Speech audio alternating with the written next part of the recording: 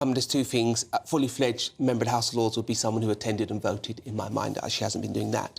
Look, we have quite a strict set of rules. We have people who can advise you on these things, and you sit down and they'll tell you exactly what you should do in any given situation. So her or anybody else shouldn't have too much confusion.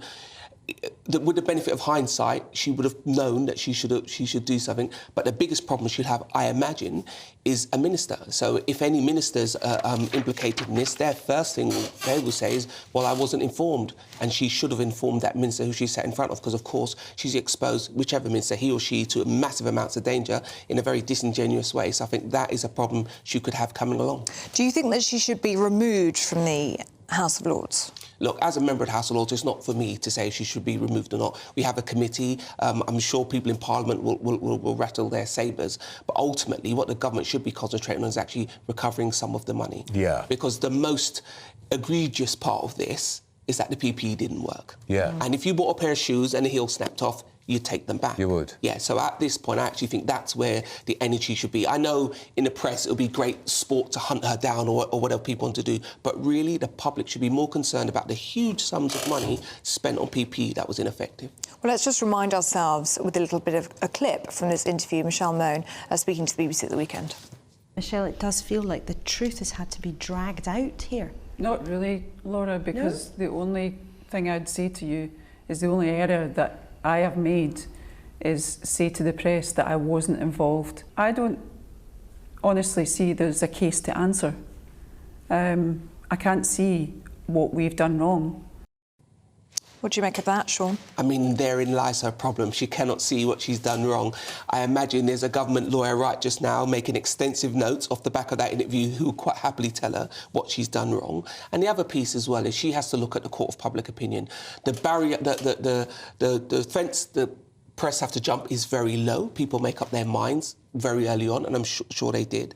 And the idea that she's protecting her family, actually she's failed horrifically by not telling the truth, by giving the press a hare to chase. She has now exposed herself to many, many months, possibly years of this, and her family as well. But what of this extraordinary assertion? Well, I lied to the press, it's not a crime. Doesn't matter if I lied to the press. I was doing that to protect my family. If she hadn't got involved in this dodgy contract, there'd be no media exposure in the first place. But a couple of things, Shaun. The press exposed this, that's the job. And secondly, if you lie to the press, whether you're lying to this TV station, people listen on the radio too, or to my newspaper, the Daily Mail, effectively you're lying to the British public. There's no doubt that you're lying to the press and the British public. But, of course, there's a huge opinion mixed up in there. But the real thing she needs to understand about the press, if they sniff a lie, if they think there's a conspiracy, as they say, isn't the cock-up that the press are interested in, it's the conspiracy. And she will now feel the full weight of your paper, this channel and many more outlets around this because she's made herself interesting. And the most important thing she's done is the idea that she still doesn't think she has anything to answer for. I think that's where her biggest problem lay. Do you think that this interview, or indeed perhaps her attitude in this interview, has made things worse for Baroness Mone? 100%. And either her lawyer's a complete lunatic or he or she said, don't do this. There's no way what she did has made the situation any better. If you're sat at home and you were neutral, you've just thought to yourself, well, you've just told me you lied to me. I was prepared to give you the benefit of the doubt. Yeah. You've lied to me. If you're someone who's against it, you said she's just confirmed that she's not someone that you probably would want to support. And ultimately, if this does land in court, if the government do drag her to court, they'll have an awful lot to say about how this deal came about in the first place. Yeah. And that's when she'll set any minister who thought he was doing his job against her. And that could be a problem. Because because she's a member of the House of Lords, there was a fast track, so she could pick up the phone, get straight through to a minister. We know this minister in particular was Michael Gove, who was part of the quad of 4 ministers handling the whole pandemic, and she said, why don't you look at this company because they could supply. Now, my understanding is Michael Gove passed that on then to the civil service, as you'd expect, and they're the ones who do the hiring and firing and deciding on contracts, not Michael Gove. But nevertheless, Michael Gove now will be under huge pressure from the Labour Party. You can smell blood. I don't think Michael Gove will be under any pressure because I hope not, because he did his job. Yeah, he would have looked at that and assumed that all the processes before it comes to him were in place. Yeah. The people who designed the VIP lane, they will get looked at, and someone will say to them, look, you need to be part of going back to Baroness Mone and finding out what actually went on. Unfortunately for Michael, he was just doing his job in a highly pressured environment where things had to be delivered very quickly. So I think he could sort of step back and say, look, there's a system here, and I responded to the system. But ultimately, the government, forget Baroness Mone for a minute, forget Michael Gove, forget everybody else, huge amounts of money spent on something that was very ineffective. Let's try to get some of that money back. The sort of celebrity end of this, the red top end of this will be, this is a public figure who suggested she had nothing to do with it, then said she has had something to do with it, then said she was protecting her family, who's failed to protect her family. And I give it in that very scattergun way, because that's where her problems lay. And should this end in court, her lawyer will rerun this interview for her 100 times to say, you should not have done this. And if her lawyer's watching and condone this, she needs to get a new lawyer. Very good point. Shaun, whilst we've got you, wanted to ask you about Esther McVey, formerly of this parish, and her war on woke. What do you make of this? First and foremost, Esther McVey is one of the stars of Parliament. Always have been. When I was in number 10, I begged and begged and begged for them to make her a minister, because I just feel like she has a handle on what real people are thinking.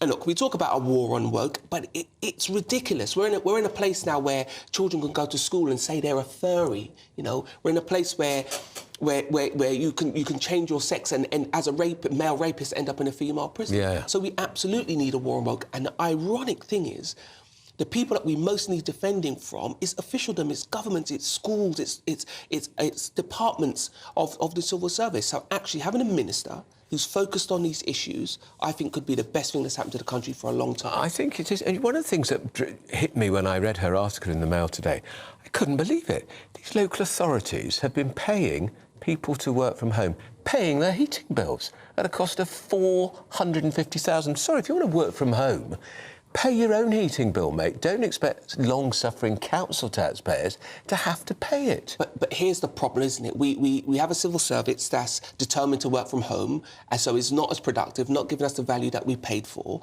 And then we have a country that's very expensive to run. Many of the councils around this country are bankrupt. If you looked at what they were doing, you might have to ask yourself, is it any wonder? No council should be paying somebody's heating bills for working at home, because, you know, they wouldn't pay your travel into work. No. You know, all of these subsidies, but the real problem is they're becoming the norm, and that's what we need to push against.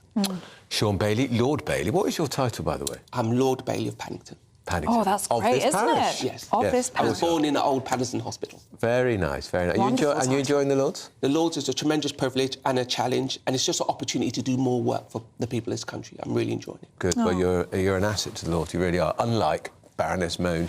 Well, let's go back to Baroness Michelle Mone, shall we now? A Conservative MP for Lincoln, Karl McCartney. Very good to see you this morning, Karl. I'm sure you caught the interview over the weekend. I lied about COVID deal, but I've done nothing wrong, were the words of Baroness Michelle Mone. What did you make of it? I'm going to echo what Lord Bailey, Shaun, as some of us know, has just said, and badly advised if she took that advice at all. And if her lawyer told her that doing that interview was a good thing to do, then she needs to get a different lawyer. Yeah, she's made some mistakes and she needs to come clean. Otherwise, as Shaun's just been telling you and your viewers, the media, the press are just going to keep hounding her. And it's not going to go away. And the sooner the government recoups some of that money, the better, as far as I'm concerned. And are you uncomfortable, Karl? Because I certainly am, that they were able to make such a large profit at a time when the country's in the grip of the worst pandemic since Asian flu, in 1918 or something, and £200 million contract, they got £60 million. And then we find out that the PP is defective anyway. Huge sums of money, you're exactly right, Andrew, and it's... You know, nobody's averse against people who make profit, but actually this was making vast amounts of money for not doing too much other than signing the pieces of paper. And as Shaun just said, there was yes, the VIP lane, yes, there was contact with the then minister at the time, Michael Gove, who will have passed it on to the appropriate civil servants, who will then presumably have done their due diligence. Whether they've done that due diligence correctly, I'm not at liberty to say, because I wasn't obviously involved in that at all. If you like, I'm a lowly backbencher and it's well above my pay grade. But you'd expect that somebody would have done proper due diligence. Yes, at the time, those in government and those in the civil service and those in charge of procurement were desperately looking for, PPE from various different sources.